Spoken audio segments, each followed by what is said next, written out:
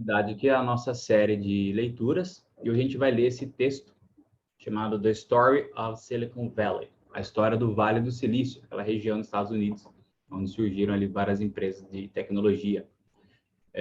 Não está o texto completo aqui, né? Só um trecho, mas eu vou deixar o link na descrição do vídeo para quem quiser ler o texto inteiro. Então vamos lá, ele começa assim. It was in the 1960s. Então, foi nos anos de 1960, né? 1960s, 1960. E aqui eu gostaria de chamar a atenção também para o it was. Muitas vezes esse it aparece aqui, principalmente junto ali com o to be, né? E a gente fica tentando, a pessoa está aprendendo inglês, fica tentando achar uma tradução para ele, né? E acaba traduzindo como isso, né? Isso foi, isso era, tal. E não, muitas vezes não tem, muitas vezes é caso, no português é caso de sujeito inexistente, então aqui você só traduz o was, nem sempre, mas muitas vezes traduz o was. Então foi nos anos de 1960. That American Youth Culture, que a cultura jovem americana really began, realmente começou, de fato começou. California, of course, already existed.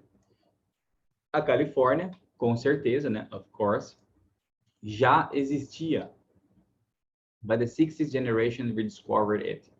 Mas a geração dos anos 60, dos 60 que seria, né? A redescobriu, né? Geração singular. Então, it aqui se referindo à Califórnia. Então, houve um processo de redescoberta da Califórnia. Aí, seguindo ali. At the time, né? Na época, né? Time pode ser usado com sentido de época, né? There were really two different forms of youth culture. Haviam, ou havia, né? There were, né? Really two different forms. Realmente duas formas diferentes.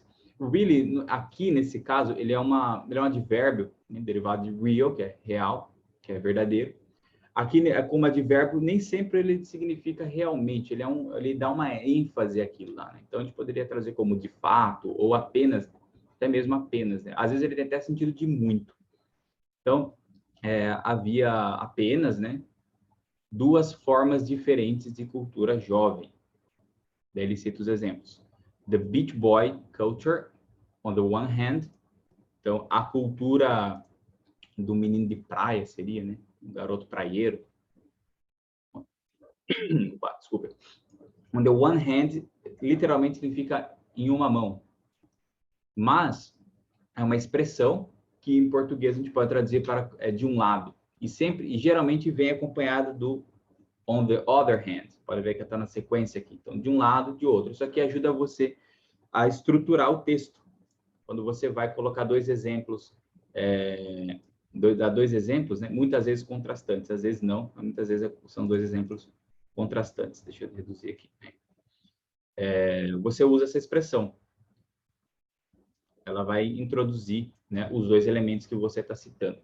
Então, existia a cultura beach boy, de um lado, on the one hand, and the anti-establishment hippies and radical students, on the other hand. E os hippies anti-establishment seria algo como sistema, antissistema.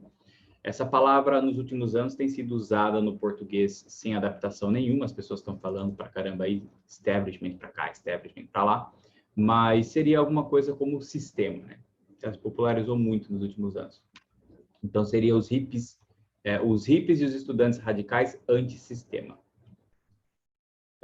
Por outro lado, né? Do outro lado, on the other hand. Então, você pode gravar bem essa expressão, que ela é muito útil. And they all dreamed of California. E todos eles sonhavam com a Califórnia. Aqui eu quero abrir um parênteses, né, para explicar a diferença entre dream, né, que você tem um verbo to dream, conjugado no passado, dream. A diferença entre dream of e dream about. Dream of é quando é sonhar no sentido de desejar. Você fala, eu sonho em fazer tal coisa, tal. Você está expressando um desejo. Quando você fala, eu sonhei com tal coisa, você também pode estar, em português, pode estar dizendo que você de fato sonhou. Você dormiu e no seu sonho tal coisa aconteceu, tal coisa apareceu, certo? O dream of é o sonho no sentido de desejo, e o dream about é o sonho no sentido de aquilo que aconteceu na sua cabeça enquanto você estava dormindo, que você viu, que você experimentou naquele momento, certo? Dream of, desejar. Dream about é o sonhar literalmente mesmo com aquilo. Então, todos eles sonhavam, no sentido de desejavam a Califórnia, eles sonhavam com a Califórnia, não queria ir para lá. Seguindo. For the Beach Boys, para os meninos de praia, né, os meninos praieiros, that meant Southern California. Aqui a gente tem o verbo to mean, no conjugado no passado, né? E o verbo mean tem várias aplicações, né? Aqui a gente pode traduzir como isso para os meninos de praia, né? Para os beach boys. Isso significava, ou queria dizer, o sul da Califórnia. Aliás, tem um texto meu no Instagram sobre o verbo to mean. Eu vou deixar o link aqui para quem quiser ler depois lá, as várias aplicações dele. Então, para os meninos de praia, isso significava o sul da Califórnia. Isso queria dizer o sul da Califórnia. Era o sul da Califórnia. Where they could sing about surfing and cars. Onde eles poderiam cantar, né, sobre surfar, né, e carros. Cantar sobre o surf e sobre carros. For the hippies and radicals, it meant San Francisco. Para os hippies e para os radicais, os estudantes radicais, né, citado no parágrafo anterior, isso significava, eu queria dizer, São Francisco. Né? Mesma aplicação do verbo to mean aqui e aqui, no passado, os dois, meant. Flower Power. Flower Power é um movimento de não violência, né? Que eles se colocavam lá segurando flores na frente da polícia, ou na frente enfim, do exército, tal. Se manifestavam com flores lá. O poder da flor, seria uma coisa mais ou menos assim.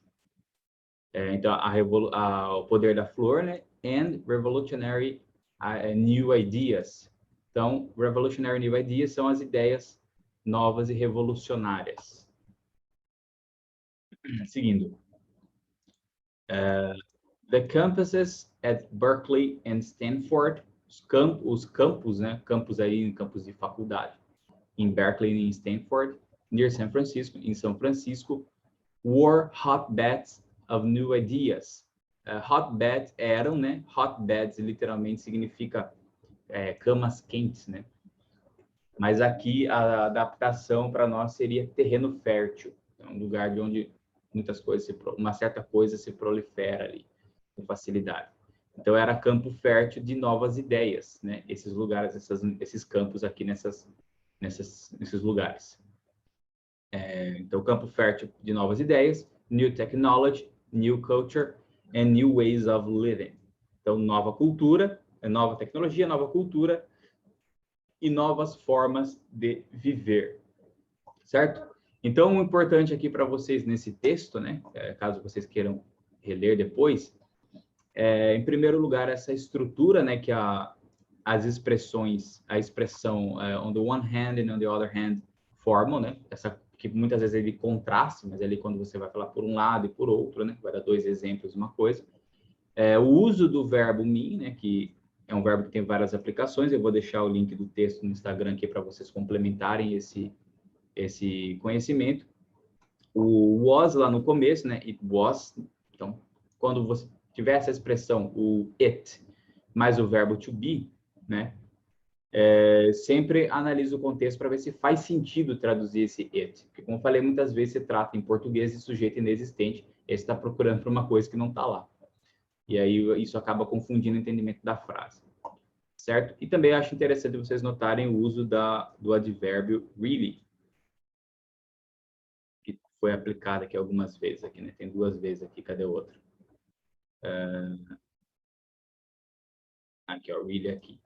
Também o really nem sempre é realmente, né? Ele dá uma ênfase, ele fortalece uma ideia, alguma coisa do tipo, aí a adaptação depende do contexto. Certo? Então é isso, pessoal. Espero que tenham gostado. Muito obrigado e até a próxima.